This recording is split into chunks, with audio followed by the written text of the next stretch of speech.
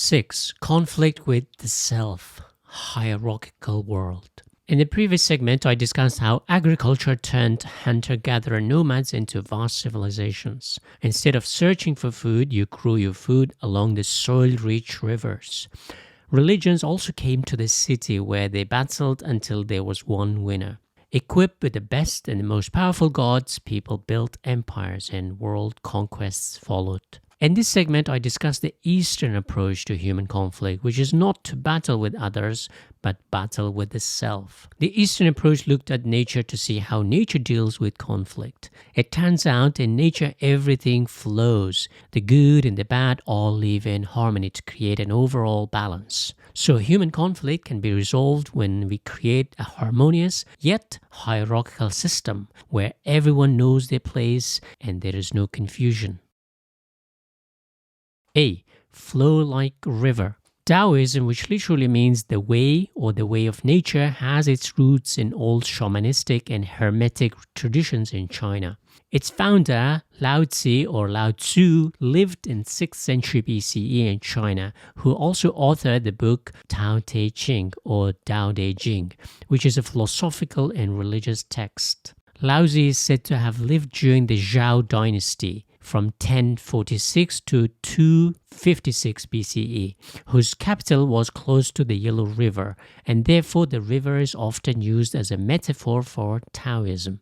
Later in life, Lao Tzu is said to have traveled west, where he wrote Tao Te Ching in some remote mountains, and then vanished into thin air. Also a great metaphor in how to flow in life like a wind or river. Today, Daoism or Taoism remains important and deeply embedded in the culture of China, Korea, and Japan. The core idea of Taoism is the doctrine of Wu Wei, which can be translated as non-resistance or action through inaction. Wei means purposeful and intentional, while Wu means there is no or lack of. So literally it means there is no purposeful act. A good metaphor for humans to live their lives is the river, which the Chinese civilization relied on. Rivers flow downward. If hindered by a rock, instead of moving the rock, it flows around it. This means we should live our lives in alignment or harmoniously with nature, not against nature. Quote, nature does not hurry, yet everything is accomplished. So next time someone stands in front of you, you just walk around them. This is why in China, queuing is not possible because people just move around you to get ahead. Just kidding, it's just a stereotype, not some Chinese religious doctrine. Another important idea of Taoism is yin and yang, which comes close to resembling the Western notion of good and evil. Yin-yang, the dark and the light, are one like night and day. You cannot separate the two. I think this fundamentally differs from Western religion in which good and evil are thought to be separate entities. However, according to Taoism, there are two sides of the same coin. Everything is neither completely negative nor positive, but both. Also, life and death are one and the same thing. Lao Tzu emphasized not to follow one's desire, goals, or ambitions, but rather find your natural flow. Ziran, which literally means naturally, is a Taoist value which emphasizes natural creativity and spontaneity. As a result, Taoism is seen as the religion of the artists who live a more intuitive and spontaneous life that mimics nature's flow. So don't resist nature or others, just flow with them. B. A pyramid scheme. Around the same times as Lao Tzu, there lived another man, Confucius, who took the Taoist natural flow and applied it to how complex society can be organized. In order to minimize social friction or conflict, Confucius, a practical man, drew up his pens and paper to create a blueprint for a socio-political establishment that just worked like a harmonious machine. Instead of looking up to heavens or gods for an answer, Confucius looked down below at nature. He noticed that nature organizes itself, especially in the animal kingdom, based on hierarchies.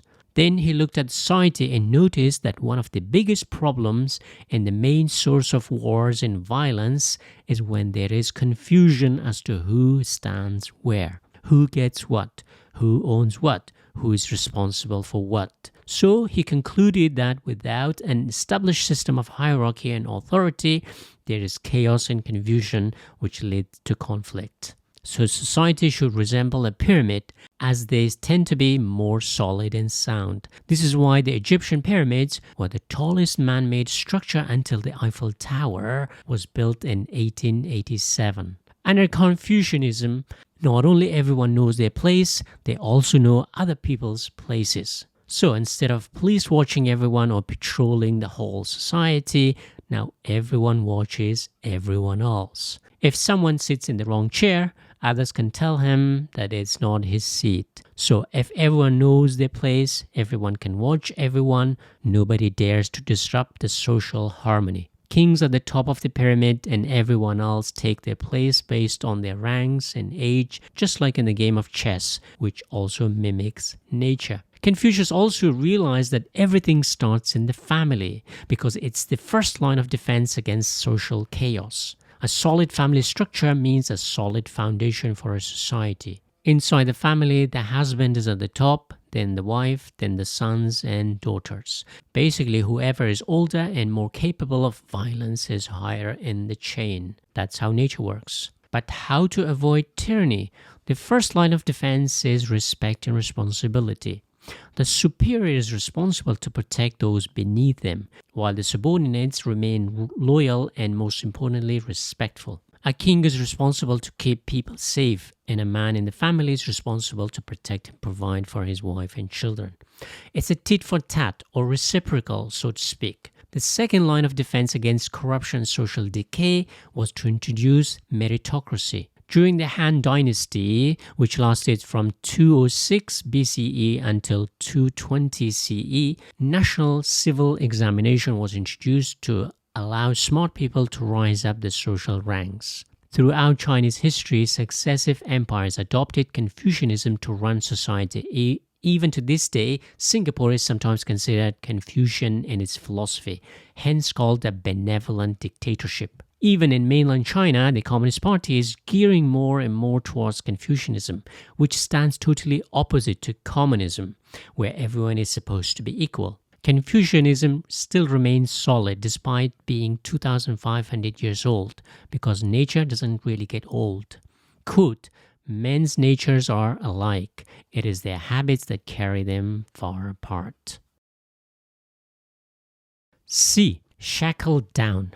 Hinduism also solved the problem of human conflict in the same manner as Confucianism, but in India, the caste system is a little more rigid and less flexible like the Confucian hierarchy. The game of chess was invented in India, which makes sense as people are fixed to the particular role in society, therefore their movements are also fixed. While Hinduism is not a single religion, its core idea comes from the notion that there is a rational order in the universe called Dharma, which means the right way. It's a never-changing order, which explains the caste system. What is the caste system?